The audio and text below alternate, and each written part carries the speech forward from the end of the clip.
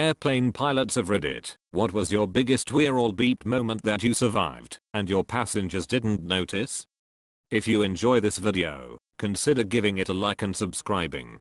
Mine is from many years ago when I was a student pilot. I was 14 I think at the time. I had about 15 hours done and getting close to soloing for the first time, but still had a few hours and more landings to practice. I was doing some basics and getting ready to come back with my instructor to practice some touch and goes for a bit.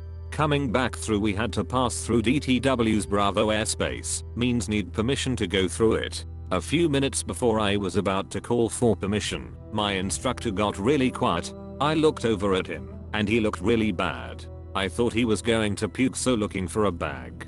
But then I notice he isn't breathing. I figure out where I'm at and call up DTW approach.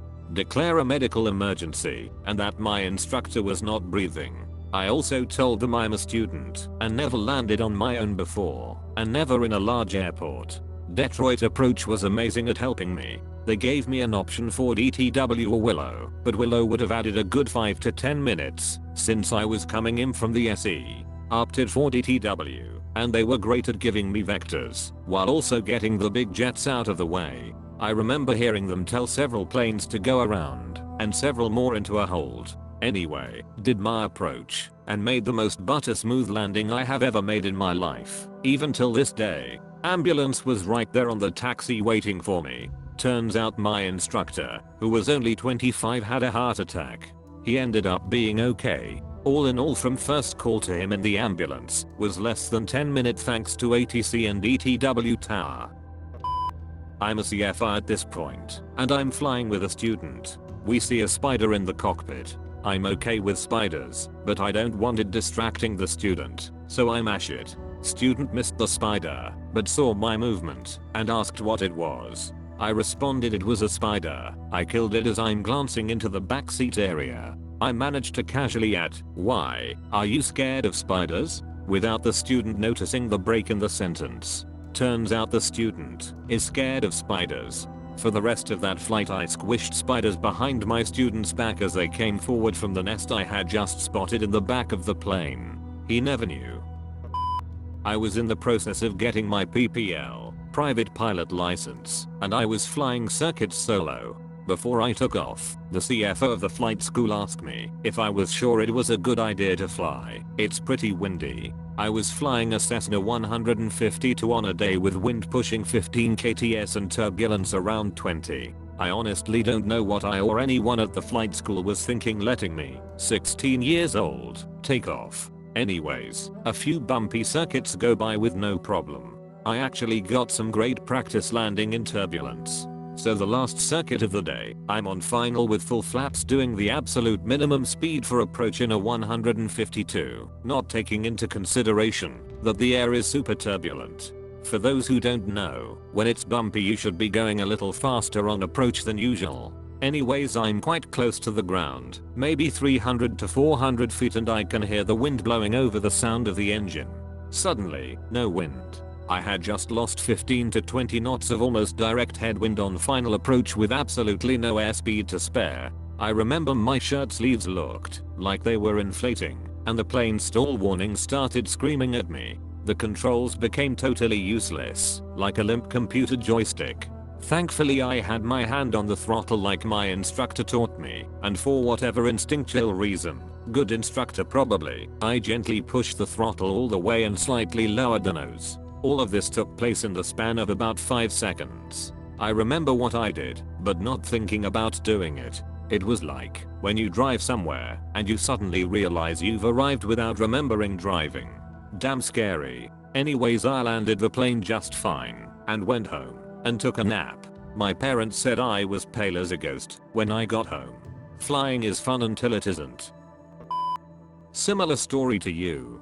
I'm a relatively new student pilot, and I was just starting to practice pattern work by myself, but my instructor either wanted me to go up with him for a few laps before soloing, or with another instructor if he had other students. So, my instructor has another student he's teaching. I end up going up with another instructor, just to verify that little 10 hours me can still fly a plane, before I practice for an hour or two. We take off, and as I'm on final for our last practice run, it's a little shaky as it is usually in the mid-afternoon in Florida, but I'm confident in my ability to land the plane. Well, to my surprise, when I'm about maybe 100 feet above the runway, the plane just drops in an instant, like someone took their hand and just pushed down. Luckily, my instructor must have trained me well because like you, I had my hand on the throttle and just gently pushed the power to full, leveled the nose, and made a smooth go around. Made me feel good knowing that my brain knew what to do without having to think about it much. Also, the instructor I was with I always thought seemed to look a bit angry, but I was pleasantly surprised when he smiled and complimented me on my quick decision making. Getting a compliment for doing something specifically well, other than like good job today, boosted me as a new student. It wasn't necessarily a situation where I'm thinking oh shit, we could have died, but knowing that I'm capable of recovering from a scenario as such, and not ending up like the guy who slammed a plane onto the runway and broke the gear. I still hear about the landing gear incident guy and it's been months. Was learning to fly when I worked for the governor. So on my first flight with me taking off, we've been climbing for about 5 minutes and we are going through some gentle turns when instructor says, "We're going to head back, I don't feel well."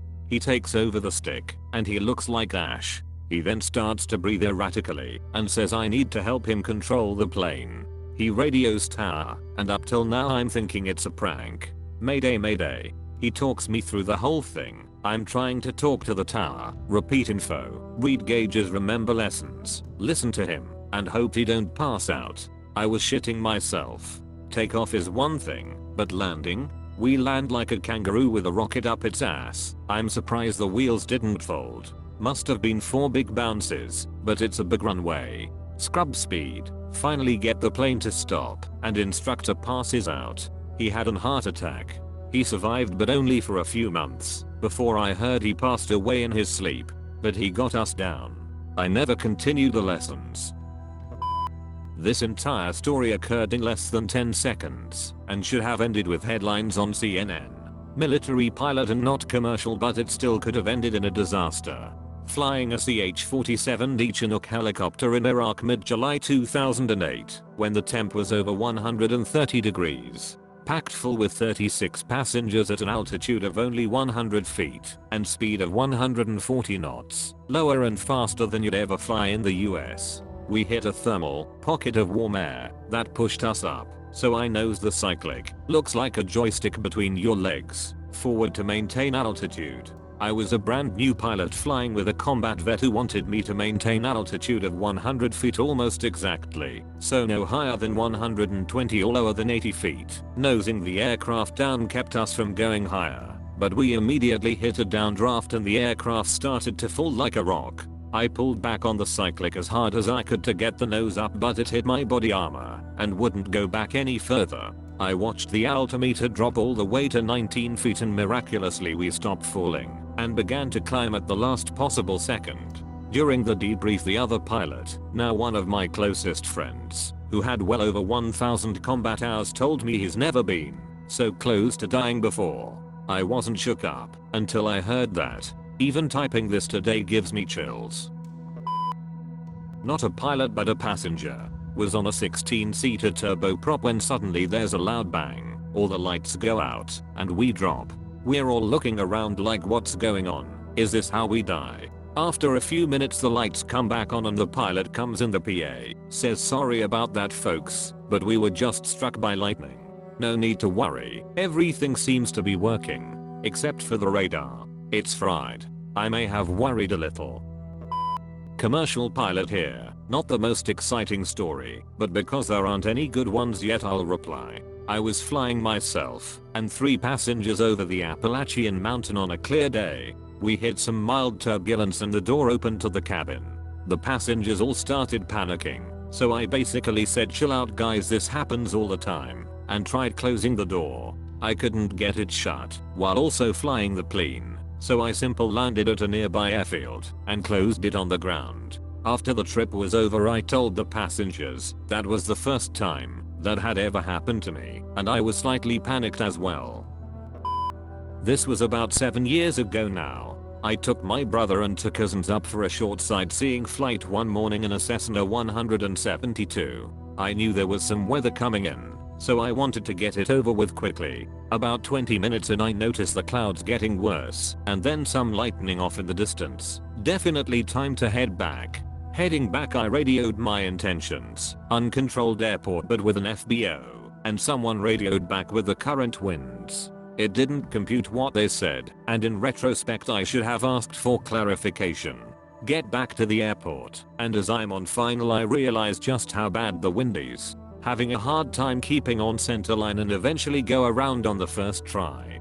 By now I'm starting to sweating bullets, and planning on rerouting. If the next attempt doesn't go well, I make sure to turn the intercom off, so my cousins in the back can't hear how panicked I'm becoming, though I did keep my cool through the whole thing. On second attempt I've got the rudder pegged to the left and manage to get the wheels on the ground safely. I taxi to park, shut down, jump out, and start shaking with adrenaline and let out a huge sigh of relief. Cousins had no idea what just happened. It was just an exciting flight to them. My brother kind of knew what was going on, and I'll let him in on what I was thinking later.